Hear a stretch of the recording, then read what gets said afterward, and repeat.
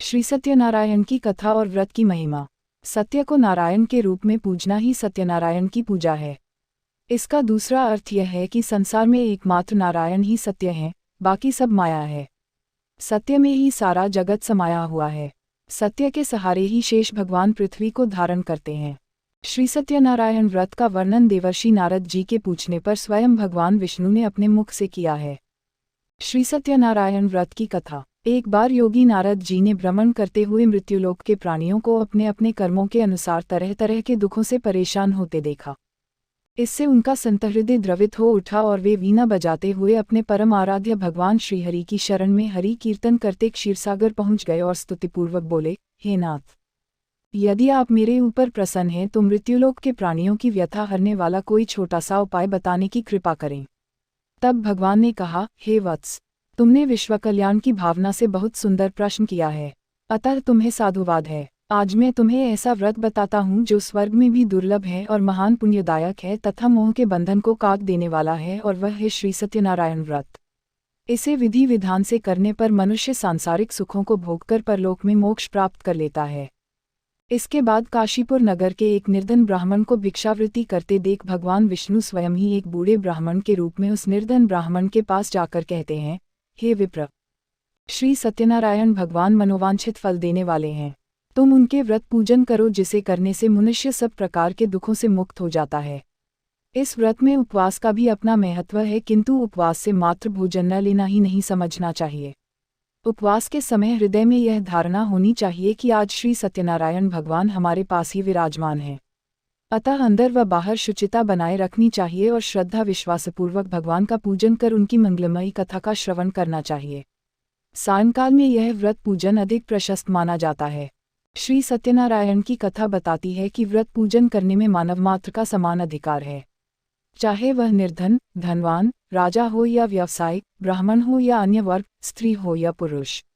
यही स्पष्ट करने के लिए इस कथा में निर्धन ब्राह्मण, गरीब लकड़हारा, राजा उल्कामुख, धनवान व्यवसायिक, साधु वैश्य, उसकी पत्नी लीलावती, पुत्री कलावती, राजा तुंगध्वज एवं गोपगणों की कथा का समावेश किया गया है।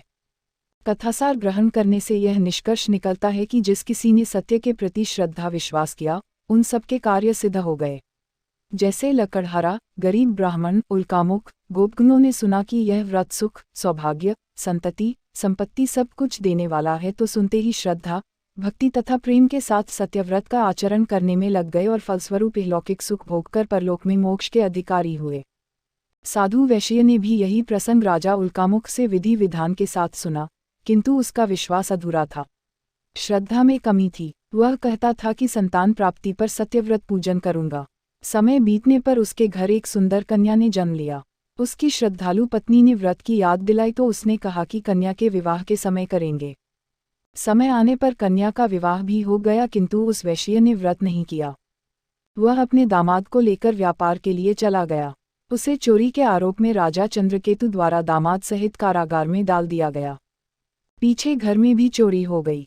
पत्नी लीलावती व पुत्री कलावती भिक्षावृत्ति के लिए विवश हो गईं।